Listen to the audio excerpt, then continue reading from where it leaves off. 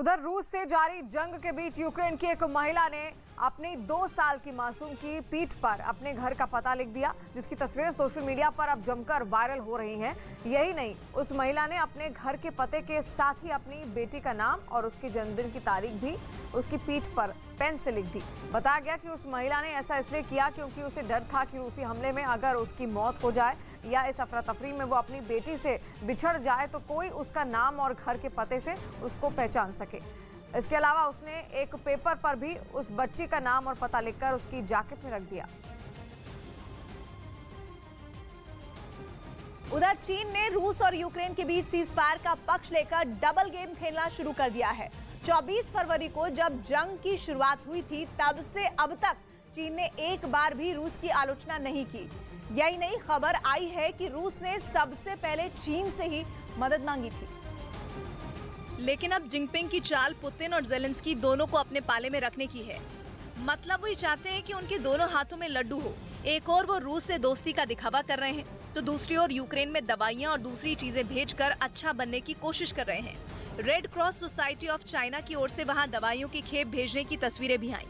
अंतर्राष्ट्रीय स्तर पर लोगों को दिखाने के लिए यूक्रेन की मदद भी कर रहा है, लेकिन उसके मन में कुछ और ही खिचड़ी पक रही है। खबर है कि एक दिन पहले ही चीन के विदेश मंत्री वांग यी की रूस के विदेश मंत्री से बात हुई थी, जिसमें उन्होंने दो टूक कहा था कि चीन उम्मीद करता है कि रूस और यूक्रेन की शांति वार्ता का नतीजा सीजफायर हो। इतना ही नहीं, डबल गेम खेलने के चक्कर में वांग यी ने यह भी कह दिया था कि चीन यूक्रेन में केवल और केवल शांति चाहता है और एक संतुलित सुरक्षा तंत्र पर जोर देता है। खबर है कि बातचीत के दौरान चीन ने रूस को पंचशील सिद्धांतों पर भी लंबा चौड़ा भाषण दिया था। ये वही पंचशील सिद्धांत है जिन्होंने 1954 में भारत और चीन के संबंधों के तनाव को काफी हद तक दूर कर दिया था। ये समझौता भारत के पहले प्रधानमंत्री जवाहरलाल नेहरू और चीन के पहले प्रधानमंत्री चो अन लाई के बीच हुआ था, जिसके तहत 5 अहम बातों पर दोनों देशों में सहमति बनी थी, जिनमें पहली थी एक दूसरे के आंतरिक मामलों में दखल न देना। दूसरी बात थी एक दूसरे पर हमला नहीं करना।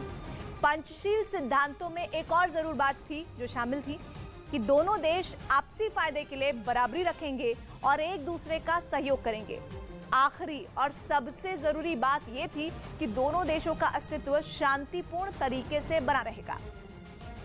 और चीन की बातें सुनकर ऐसा लग रहा है कि वो ये चाहता है कि रूस और यूक्रेन भी इन्हीं सिद्धांतों पर काम करें।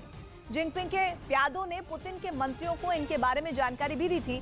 माना जा रहा है कि चीन ऐसा अपने आर्थिक फायदे के लिए कर रहा है, क्योंकि उनका काम ना रूस के बिना चलेगा और ना यूक्रेन के बिना। कहा जा रहा है कि इसी वजह से जिनपिंग बाइडेन को विलन बनाने की कोशिश कर रहे हैं। कुछ दिन पहले ही चीन की ओर से बयान जारी किया गया था कि अमेरिका रूस और यूक्रेन के बीच युद्ध विराम होता नहीं देखना चाहता। युद्ध के कुछ दिन बाद से ही जिनपिंग का ये प्लान दुनिया को पता चलने लगा था। उन्होंने फ्रांस और जर्मनी के सामने शांति दूत बनने की कोशिश भी की थी।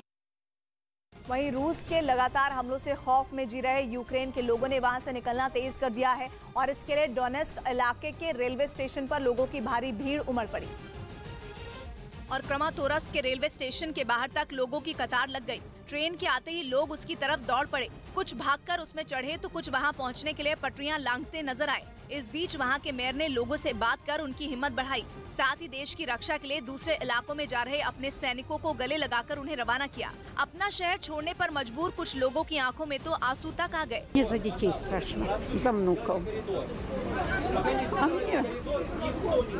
तो वहीं अपनी कारों से इलाका छोड़ने वालों की तादाद भी अच्छी खासी दिखाई दी।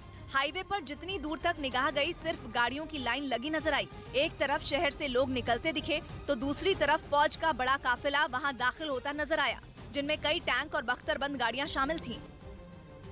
और पेट्रोल डीजल के दाम फिर बढ़ गए हैं। दिल्ली में पेट्रोल की 80 पैसे प्रति